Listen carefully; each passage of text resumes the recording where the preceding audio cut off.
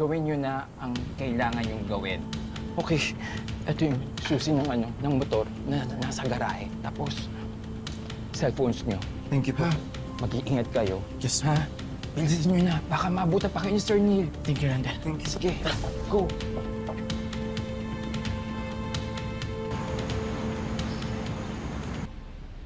Kasalanan ko po kung bakit umabot sa ganito.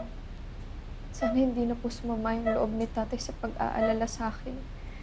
Hindi ko po alam na may heart condition siya, Lady Mara. Alam mo, kahit ako nagtataka eh. Kasi wala namang sakit sa puso sa Sir eh. Kaya nataka ko, bakit siya inatake? Kaya huwag kang mag-alala, Angel. Wala kang kasalanan. Huwag mong sisihin ang sarili mo.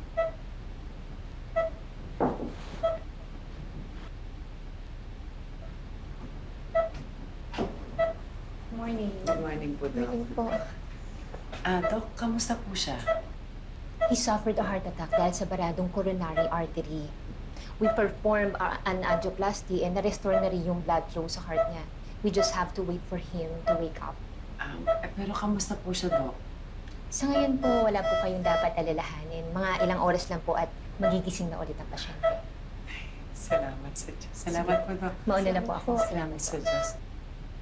Nako, Angel. Alam mo ba, sabi ng mga katulong sa mansyon na wala na daw doon si Miss Serena. Sigurado ako tumakas na yun.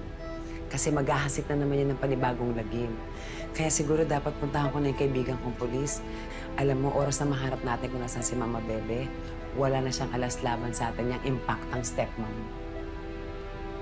Nag-iingat po kayo, Lady Mara. Samahan ko po muna si tatay hanggang sa magising po siya. Sige, iwanan mo na kita, ha?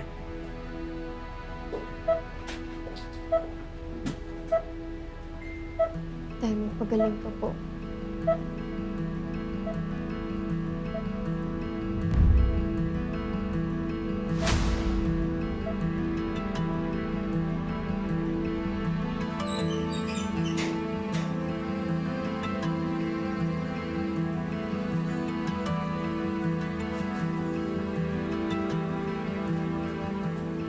Kumain na kayo.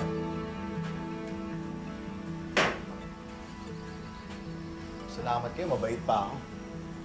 Pero oras na may gawin kayo masama, huling kain nyo na yan. Iho, kailan mo ba talaga kami pakakawalan? Malapit na. Lalo na, nag-aagaw buhay na si Enrico sa ospital. Bakit anong ginawa niyo kay Enrico? Nilasan ni Serena. Tumigil yung tibok ng puso niya. Pero kaya pa bumigay eh. Gusto nahihirapan pa sa ospital. Pero huwag kayong mag-alala. Malapit na yon. At malapit na rin matapos yung paghihirap. Ano gagawin niyo sa amin? Well, sabi ni Serena, itatapon daw kayo kung saan. Pero ang tanong, kung ano yung gagawin namin kay Angel.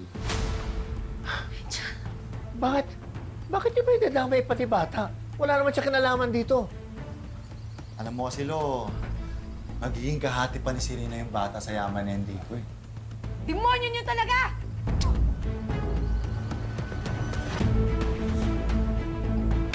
Frenny! Hoy, ano ko yan? Pasensyahan tayo. Pera-pera lang labanan. O, kalagyan nyo na para makakain. At bantayan nyo mabuti ang mga yan, ha? Ha? Eat well.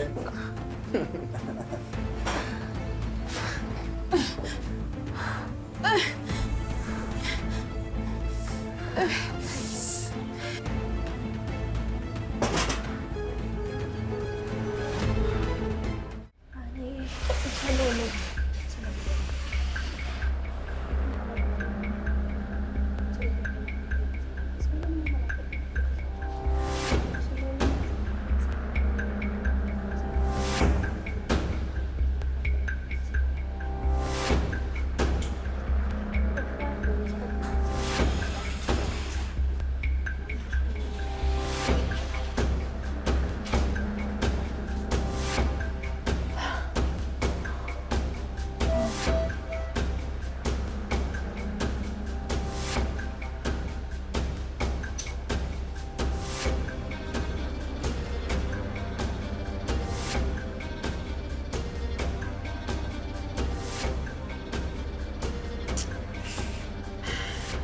Huwag mong sabihing hindi kita minahal, Enrico.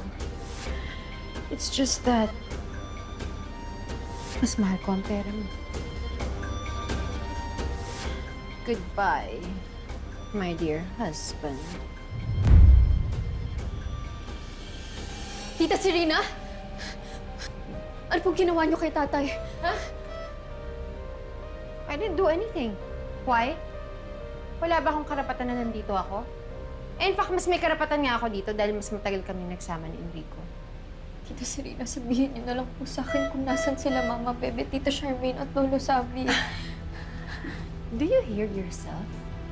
Anong gusto mong gawin ko? Ganun-ganun na lang? Kalimutan ko na lang lahat ng pagdurusang pinagdaanan ko dahil dyan sa pamilya mo? Alam mo, kaya nga nagkadaletse-letse yung buhay ko dahil sa kanila eh. Pakawalan niyo na po sila. Alam niyo po ba, ang natitira na lang po sa bucket list ni Lolo Savi ay magkaayos po kayong dalawa. Kaya sana buksan niyo po yung puso niyo para patawarin niyo si Lolo Savi. Alam ko naman po hindi madali yung pinagdaanan niyo eh. Kaya nga po bumabawi si Lolo Savi, ginagawa niya lahat. Wala pa pong masasakit pa nung mawalan ng isang anak. Sa tingin niyo po ba matutuwa yung anak niyo pag nakita niya lahat ng... Don't you ever talk about my son. Wala kang karapatan. Alam mo, ikaw, buisit ka talaga eh. Kung hindi dahil sa'yo, dapat naubos na ni Enrico yung lason. Di sana patay na siya ngayon. Lason? May kinalaman po kayo sa nangyari kay tatay? Look what you did! Hindi mo na kasi mapapalitan yan kasi last na yung ginamit ko para dyan eh. Special yan eh. Wala akong sinabing ganun.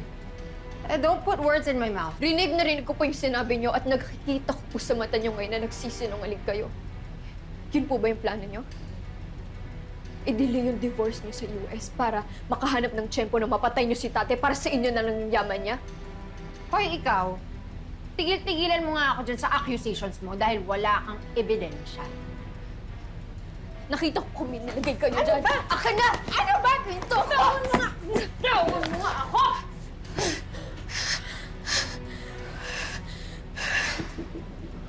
Sabi ni Lolo, sabi mabait kayo. Lalo na nung nandito pa si Lola Marie, pero nagsisinungaling lang pala kayo.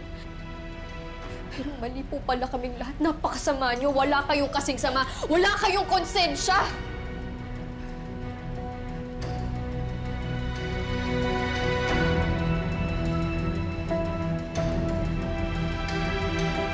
Hi, babes! Ngayong August 1 na ang You're My Favorite Song Fan Meet. Nakasecure ka na ba ng tickets? Kung hindi pa, make sure to check GMA Public Affairs social media pages to know more. Dahil maraming performances at freebies kagaya ng exclusive photos, stickers, at posters. Kaya tara na! Punuin natin ang SM North EDSA Skydome ng tawanan at panibagong memories. See you, babes!